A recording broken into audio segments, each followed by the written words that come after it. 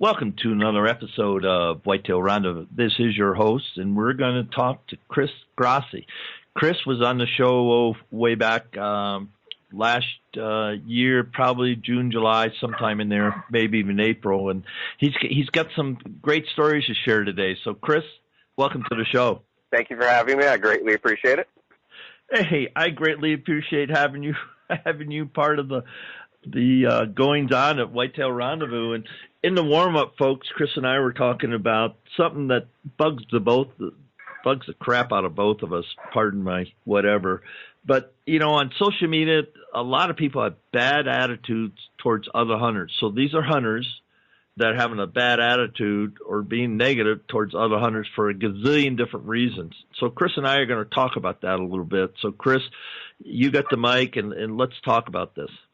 Well, I'm pro staff for a couple different companies, and lately I've noticed on Facebook that, you'll see these posts degrading or downplaying, the work that pro staffers do. And, it's always centered around something along the lines of pro staff stands for promotional, not professional.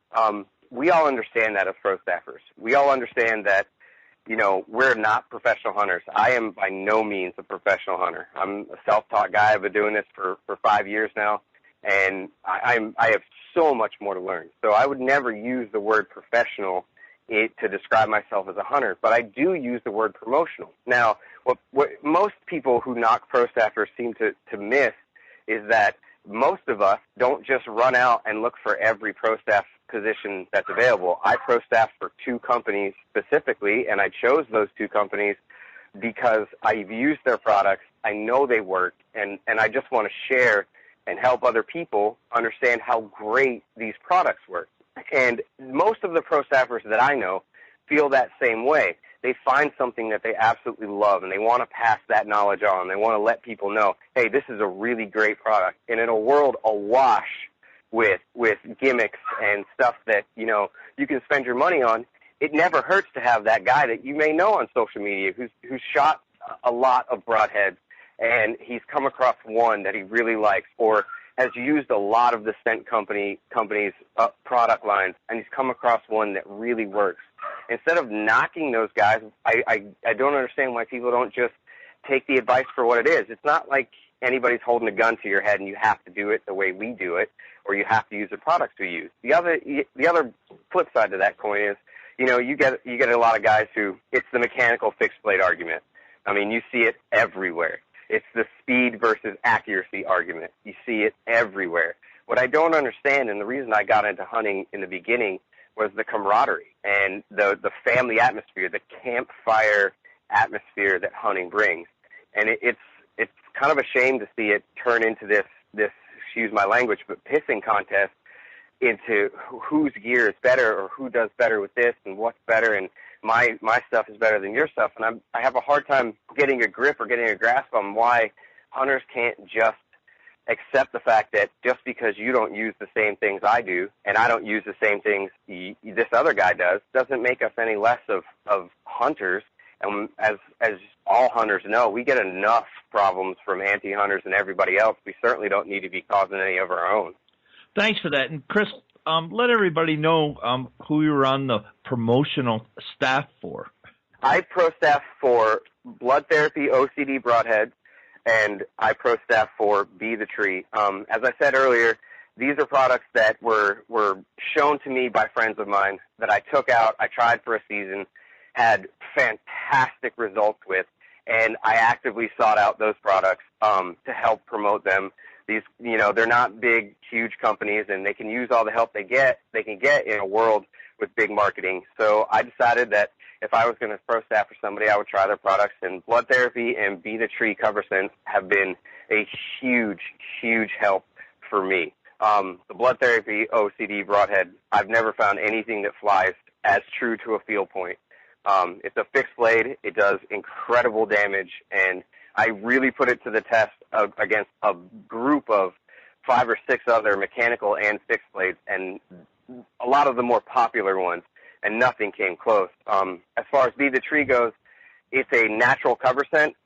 You literally become the woods when you put this stuff on. I had a situation that I ended up getting on film last season where two does came in. It was an 80-degree day. I live in South Carolina in the low country, and most of our season is very warm, so scent control is a huge deal. I put Be the Tree on before I went out. I used the whole product line, the shampoo, the laundry detergent, and the field spray, and it was an 80-degree day, sunny. I was sweating, and these two does came out, and I got it all on film, and they never looked up. Their tails never moved. They came in calm and collected, and the wind was blowing right at my back to them. I have never found a scent control product that can come even close to the results that I've gotten from them. So those are the two I chose, and as I said, most pro staffers, they're going to pick products that they've used. There are those people that are going to pick products that they just want free stuff. There are those guys. But you can't judge every single pro staffer by the actions of a few. It's the one bad apple doesn't ruin a bunch analogy. Yeah, and share with the listeners the story about one broadhead and how many deer you took down with that broadhead. The blood therapy OCD really got my attention last season. I ended up shooting 5 deer in South Carolina. We have very liberal bag limits. You can shoot as many bucks as you want, and you can shoot up to 12 does. So we can hunt good and hard for 5 months out of the year, and we can kill a lot of deer.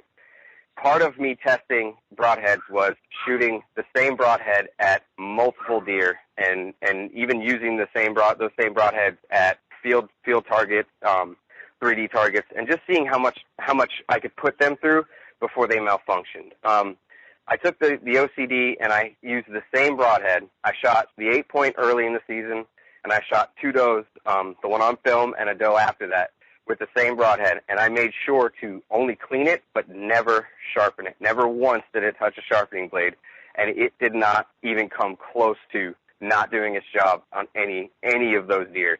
The last deer, it blew through a shoulder blade like it was nothing. And this is a broadhead that had been through 2 other deer up to that point. So as far as durability, sharpness, and just plain knockdown power, I've never seen anything like it. And that's how I ended up with that broadhead, and that's the broadhead I'm going to use for the rest of my life. There's nothing that compares to it. Now, did you oil?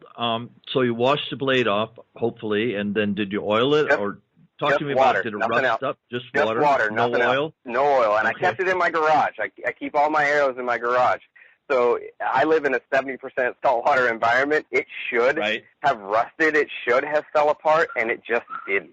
Now, what is it made of? Carbon steel or stainless? I'm not 100% sure. I would have to look all that up for you. Okay. But the one thing I do know is they're damn near unbreakable. That's interesting, folks.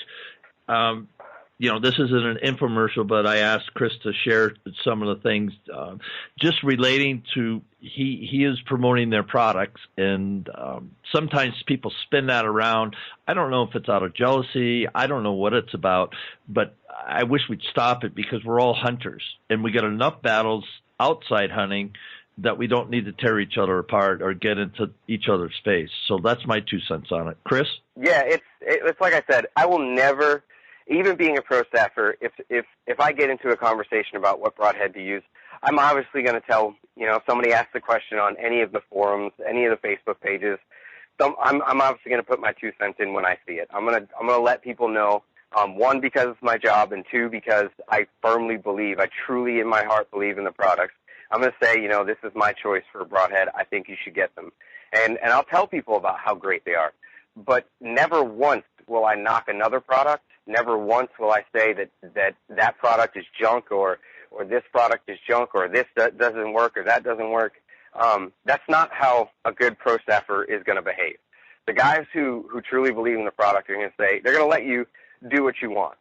In fact, I went as far as to send a pack of broadheads that I had laying around to a young kid up north because he wanted to try them, and he just wasn't sure about spending the money. So, I was on the forum, I saw him, and I said, look, I'll tell you what, I'll shoot a pack of broadheads up to you. You let me know how you like them, and you can go from there. And he absolutely loves them. And it's things like that that make the industry what it is. When I came into the hunting industry, I had so many people willing to give me advice, willing to teach me what to do, what not to do, how to do things. As a self-taught hunter, all of that is necessary. Not everybody has their father, their grandfather out there to tell them, and we as hunters need to take the time to educate and help other hunters grow, because you don't know what situation the guy on the other end of the keyboard is on. You know, you can tell him, do this, or you can say, ask your granddad or ask your dad or find someone to tell you, but he may not have anybody to tell him. And that little bit of information that you give him, and if you give it in a positive light, will do a world of difference. And you may keep that kid hunting for the next 25 years. But if you're negative and you down talk people, that kid may never hunt again. And you just don't know who's on the other end of the keyboard or what their story is. And it kills me to see so much negativity and so much trash talking in the hunting industry, especially on social media, because you look at the world today and we all connect on social media. Almost everybody does it. So, like I said, don't be the guy that puts that kid down or puts that kid's choice down and possibly ruins a budding hunting career before it ever starts. Nobody wants to be that guy. Well said, and I'll just add my 2 cents and we'll move on to another subject. But be a grower of people. Support people, be positive, and if you're really having a bad day, just don't say anything. Stay off social media. Just go take a walk, because we all come from different places, and I like how Chris said it. You know, he helped that kid. He'll never see that kid, but maybe he made a difference in, was that kid going to be a hunter, or was he going to stay in his Xbox or whatever? And so listeners, think, about who you are, what you're trying to accomplish, and grow people, grow the sport of hunting. That's my 2 cents. Hey, Chris, we both knew a situation propped up 6-8 months ago, and you were rocking and rolling with as a pro staffer on another company, not to be named here. But I want to share lessons learned, because a lot of people are going, hey, I'd love to be on somebody's pro staff. I'd like to do this. And, gee, this is going to be great. I'm going to get some product, and I might be on some film, and I'm going to be in the industry. But then sometimes it goes bad. So take a few minutes here and have at it. I went through a situation, again, I'm not going to name names because it's not who I am, but I went through a situation where when I first started when I met you last year, we were rocking and rolling what was supposed to be a hunting team, and we were field staff. We were supposed to go out and do the hunting and videoing, and a lot of promises got made that were never going to get fulfilled. It was a learning experience. There are a lot of people in the hunting industry that will take you for a ride at the first chance they get. They're going to make a name for themselves, and they're going to use whoever they can to get there. Not everybody is like that. Again, you can't judge the industry as a whole by the actions of a few. As long as you go into, if you want to do what we do, if you want to help a company grow, if you want to get in on the ground floor of a company and help them grow, by all means, I totally recommend it. I have a blast getting to know the other pro staffers from across the country. I have a blast talking to these people, meeting new friends, growing the family. These are people that I talk to every single day. You interact with them on Facebook and social media every single day, and in your lifetime, you're probably going to end up meeting a bunch of them, and you're going to forge great relationships. You're going to get great tips on how to hunt that you normally wouldn't. It is a job. You are there to perform a task. You're there to promote the company, and you need to do so. But my advice on how to find a pro staff would be, do what I did the second go around. The first time I got wide-eyed and I told all my friends I was going to be on TV and I was going to be a big time hunter, and I quickly learned that the percentage of people who take pro staffing and jump into it and make it into a career is small. It's a small percentage. As long as you understand that you can promote a company and you can get discounts, you're not going to get free stuff. You get discounts, and if you know how much hunting costs, those discounts can add up to a lot of money. I have kids, so being able to get discounts on things that I use and I love and don't mind telling the whole world that I love them is a boon for me, because I can do so much more with less money, and anybody can use that. But my advice would be, do your research. Find a company that you love. Watch how they interact with people on social media. Talk to them. If it's too good to be true, it's the old saying, if it sounds too good to be true, it probably is. But if you get your foot in the door somewhere, there's no telling if you have hard work, a good work ethic, if you promote the products and you do a great job, there's no telling that with the exposure you can't do all of the things you want to do. You got to start somewhere. When my dad was young, he started in the mailroom of a company and ended up being the CEO. If you have that attitude, you can certainly take pro staffing and make a career out of it if you choose to. There are a lot of guys who do that. There are a lot of guys who get to hunt great places because of it that they wouldn't normally. So it's an awesome opportunity to spread the word on products you love. But my advice is always check out who you're working for, get to know the people before you start doing it, and just keep your head on a swivel, because there are people out there who will take advantage. I went through it. I actually quit doing any promotional stuff for all of last deer season because of it. I just wanted to get back into figuring out why I was hunting and what I was doing this all for, and I got comfortable again, had a great deer season, and kind of the opportunity fell in my lap, and I was a little skeptical about taking it, but I took it, and I'm very glad I did, because the people who I work for now are great, great people, and it's just been a blessing. So my advice, just be careful. Well said. And in the warm-up, Chris said, I asked him, so what did you learn when you went hunting? So we're going to kind of switch it up, and let's talk about that 8-point buck. Patience. That was this past season's lesson. I was the type of hunter. Again, I'm pretty new to it. But like I said, with the way our deer season is structured, the 5 months that we get to hunt and our very liberal bag limits, I get about 100 sits in the stand in a given season, which is insane. So I spend a ton of time out there. So I've kind of got a crash course on learning. But previous to last season, if I had taken a shot at a deer, I would, win, lose, or draw, I would automatically get down. I didn't know enough to stay in the stand. I have a really, really good friend, my buddy Zach. I was in the deer stand. I took a shot at a doe, and I missed. And he just happened to Facebook message me, so I was talking to him, and I told him what happened. And I asked him, should I sit or should I go? And I was getting ready. I had my bow hung up. I was getting ready to pack up my gear, and he tells me, just sit. And I sat, and I sat, and I sat, and an hour went by, a second hour goes by, and I'm getting ready to pack up my gear again, and that's when I hear the crack of a twig, and I stop, and this beautiful 8-point comes walking out to 10 yards in front of me, turns broadside, and stands there. Now, had I not sat and exercised some patience, even though it was killing me, that deer I would never have known that deer was there. Never. I didn't have him on trail cam at all. I had no idea he was in my area.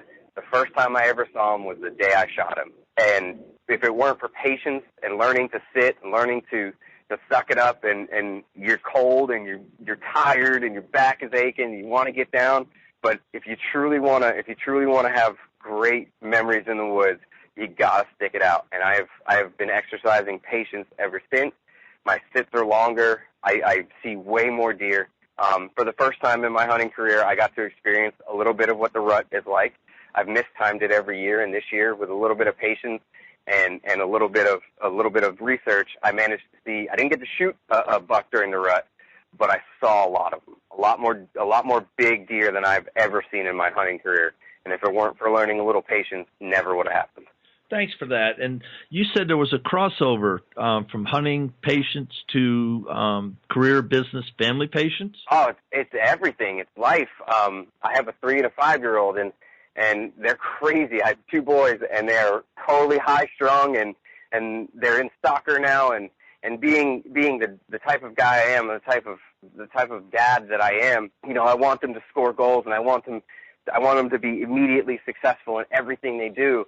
And I was getting frustrated a lot being a dad and not ever having gone through any of this before. I was getting really frustrated that, they weren't learning things as quickly as I thought they should. And this past season really taught me patience and just the ability to take a step back, take a deep breath, and watch things unfold. I see the world in a different light now. Work doesn't stress me out so much. The little things don't stress me out so much. I'm not in a rush to get to the next goal.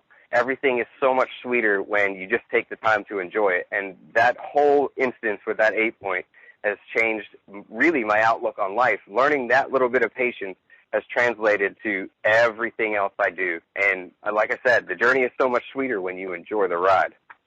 Let's unpack the 8-pointer, because you never had it on camera, you never had seen him before, but there he was. So is he living in your backyard being a relative term to your hunting area? Let's talk about that. Let's start off with your hunting area. How big is it? And let's just work it down to when you put an arrow in that buck. The area that I hunt is probably about 40 acres of hardwood that I have access to hunt. I only hunt a very small percentage of that area. Until this off season, I started venturing out for new spots because I've used kind of the same area of tree stands, the same acreage of tree stands, and I felt like I've kind of hunted it out a little bit. So this year, I'm planning on moving deeper and seeing what I can see. That 8-point actually gave me the idea. He came from an area that I've never been in, and that's probably why I hadn't seen him before. I never gone that far in that direction, and he kind of totally spun me around. I got really, because I was killing 5 or 6 deer for the last 3 years, a season, I got really comfortable in what I was doing. I thought I had everything pegged, and I got really, really comfortable, but I was never really seeing. I got an 8-point the season before that, but I other than those 2 big deer, I never really see any real, you see a lot of young bucks, a lot of does, but not any real, what anybody would consider a trophy buck.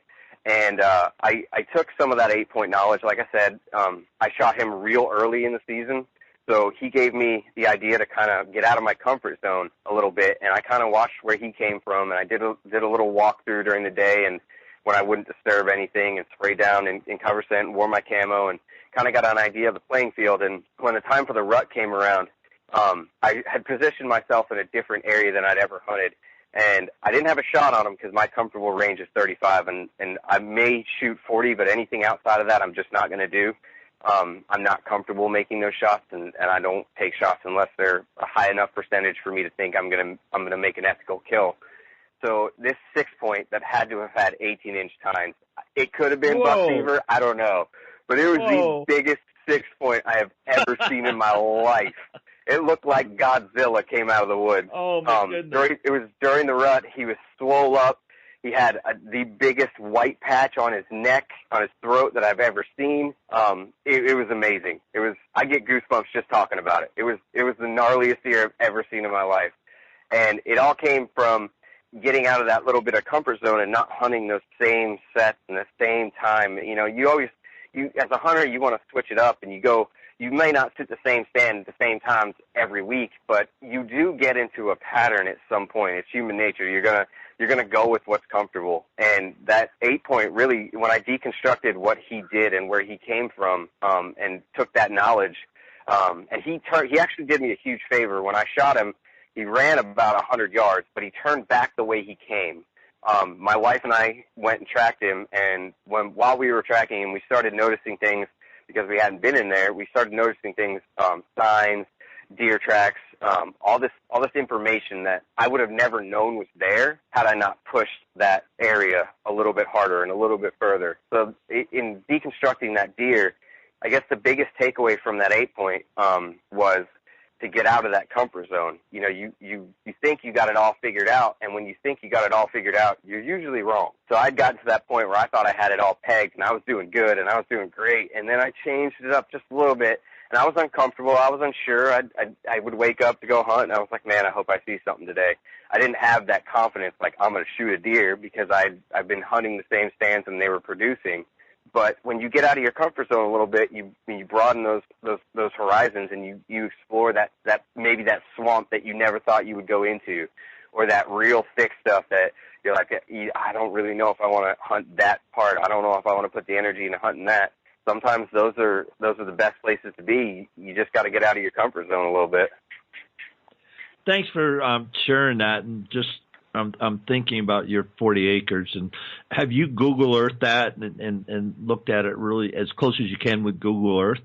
I have, because it's all hardwoods, a lot of pines. It's a pretty good healthy mixture of pine and hardwood, but it's dense. So where we live in South Carolina, you don't have the terrain that you get in a lot of hunting places. It's very flat where I live. That's why they call it the low country.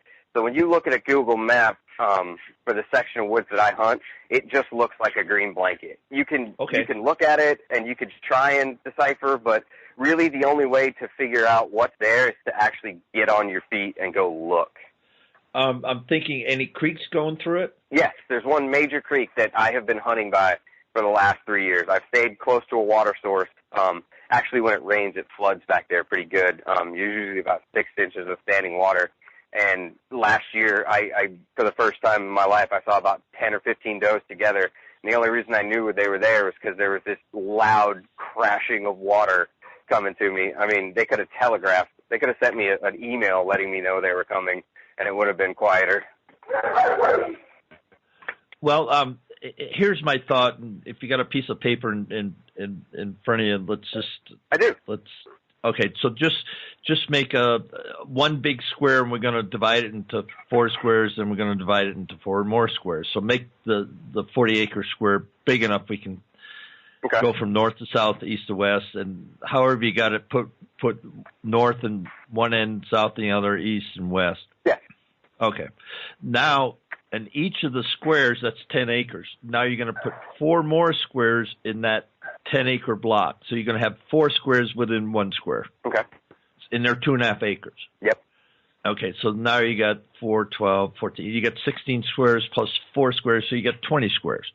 And you got north, south, east, and west. And so when you're looking at your property, and anybody you can do this, I recommend it because what you want to do is become intimate with each of those 2.5-acre squares. And how do you do that? You do that during non-hunting season. You do that in the wintertime. You do that if it's hardwoods, all the leaves are off. I don't know if they're oaks, and you carry leaves down in the low country. I know you get Spanish moss, and I know you got some gnarly places. And so what you do in each of those 2.5 acres, you go, is it a bedding? Is it transition? Or is it feed or food? So B, T, or F, BTF. Okay. Okay, and so that's the attractant for that area. And if it's transition, it's just a T, so they're coming from the neighbors and they're going to the other neighbors. They're passing through. And then once you get that down, figure out what they are. Then you take a very thin line and you say where the trails come. If you're coming from the northwest, do they go to the southeast or they go east? And you start the major trails because there's a lot of trails in there, but you want major trails. How do you find that? You don't have snow, so you can't back trail in the wintertime as we do, in the Midwest. But find out where the trails are, and you're going to find intersection points. And once they intersect, it doesn't matter what quarter they are. When you see intersection trails, you got to figure out, are they coming or going, and you figure these out. And once you do that, you will become very knowledgeable about your 40 acres. And you can do that for 100 acres. It doesn't matter. You just break it down into manageable pieces. Then what you're going to find out, okay, where is Mr. Wonderful? Where's that 4.5, 5.5-year-old deer? Is he coming through? Is he hanging in this little patch that nobody would even think he's there? Because every single deer in your 40 acres knows when you come in the woods, unless you're stealthy, unless you don't smell, unless you're doing it right, because they just know. And if you're going to the same stand, your same sets, year after year, 100 sets in 4 or 5, 6 different stands, those deer know you're there, and especially in the mature ones. Now, where that 8-pointer came from, tell me the story about where he came from in relationship to where you were sitting, and where do you think he was going? I ended up finding, I pushed a little deeper towards the end, in the off season, right before turkey season. I pushed a little deeper than I ever had. And I found an old logging road, and it was wide enough, about maybe 20 yards wide, and what was left that hadn't grown over was kind of in a J shape. And it was probably about 60 yards long. And there was this one great tree to sit in that was right in the corner of the J, and I had a great view of both my right and my left. And I'm right-handed, so I wanted the shots to be to my left because where I position my stand, that's an easy lean-over shoot. I don't even have to move. It just happened to be perfect. And I ended up killing that 8-point.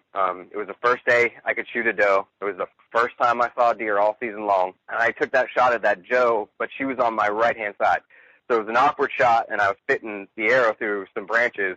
And I managed to get off a good shot, but I didn't end up hitting my mark. I was just a little over her shoulders. I'm pretty sure she ducked the string. because it felt like a good shot. Everything looked good, but I could have been a little off with the branches being there. And he came in directly at me. So he was coming from the part that was north of me that I had never been in. I'd never ventured past that little old logging road that I managed to stumble across. So I've never even ventured any deeper than that. And he came directly at me like he was on a rope. So that was about the point where I decided, okay, if this big boy's coming from this area and I got plenty of woods to go deeper, a good half. I'm only hunting the first half of what I have available to hunt. It was easy. It was easy to get in and out. Entering and exiting was quiet, and I was walking mostly through water, so I wasn't leaving any smell off my boots or anything like that. A real noticeable smell, a real noticeable scent trail that they could track if they have their nose to the ground. And I thought it was a great plan to get in and out, and it was working great. But I just never gone far enough. And now that this spring, when I put trail cams out, I am hunting the back half of the 40 acres this season, and I found another great way to get in and out that actually connects to that logging road that allows me the same thing. I'm walking through mostly swamps, so my boots stay wet. I'm not carrying in a ton of scent. And the wind is always in my favor, which is nice because where I hunt, the wind swirls a lot. So scent control is 100% paramount, which is where Be the Tree comes in. And it just, you have to be 100% on it because that wind will change at a moment's notice. And you may be 1 minute, the wind is at your face, everything's perfect. And the very next second, the wind is at your back and those deer start coming through. You never know when it's going to change. But I started putting trail cams out, and I have had more deer on trail cams on the back 20 acres than I have in the 3 years that I've been hunting the front 20 acres. And like you said, you get really, human nature is to do what you know works. And it's hard to get out of that comfort zone. It's hard to say, I'm going to go hunt the back 20 when you know that front 20 is going to produce. It may not be the biggest, fattest buck ever, but you're going to put meat in the freezer. So it's hard to get on that backside. With killing 2 8 points back-to-back years in a row, I kind of feel like I can let them walk now. I have that monkey off my back. I know what I'm doing. I know I have a lot to learn, but I'm good enough to put the deer down that I want to put down. So at this point, I can venture deeper and I can take risks that I wouldn't necessarily take. And at this point, I don't have to kill 6, 7 deer at a time. I can kill 1 or 2 deer, put some meat in the freezer, and be okay. Chris, this is unbelievable. We're 40 minutes into the show, actually more than 40 minutes into the show. And so I've got to call it. And could you take a couple minutes and just give a shout out to people, if somebody wants to get a hold of you, how they would do that on Facebook or Twitter. You can find. And then you can go ahead. Yeah, go ahead. You can find me on Facebook. I also run a page called Low Country Bow Hunters, and you can pretty much find me on social media anywhere, really. And just Chris Grassi? Yes. Just type in my name, you'll find me. If you want to check out any of the 2 products that I sponsored, just put in Be the Tree in the search bar, or put in Blood Therapy in the search bar, and you will come up. You can order broadheads from Jared Andrews, and their webpage, Autumn Warriors, is right on the link for Blood Therapy, and the link is also on the page for Be the Tree. If you guys want some great products that work, check them out. They do amazing, amazing things. And if you're undecided or on the fence about the Blood Therapy OCD broadhead, hit me up and I can shoot you out some. We can work something out, and I'll get you started on that because I promise you will not be disappointed. I can certainly show anybody that video of what the OCD can do. I have that on my Facebook page as well, and I was also using Be the Tree that day. And like I said, those deer were 20 yards from me, downwind on an 80-degree day, and they never look up. So you can see actually both products working in connection and see just how nasty of a pair they are. Wow, this has been fun, and I can't wait till we do it next year because I'm really going to be interested in what you see, and I want to talk more about your land because you got neighbors and you got stuff around you, so that throws it in. But ladies and gentlemen, Chris Grassi, thank you so much for being on Whitetail Rendezvous on behalf of our thousands of listeners across North America. We're excited to hear your next story. Hey, thank you for having me. It's always a blast, and I appreciate your friendship.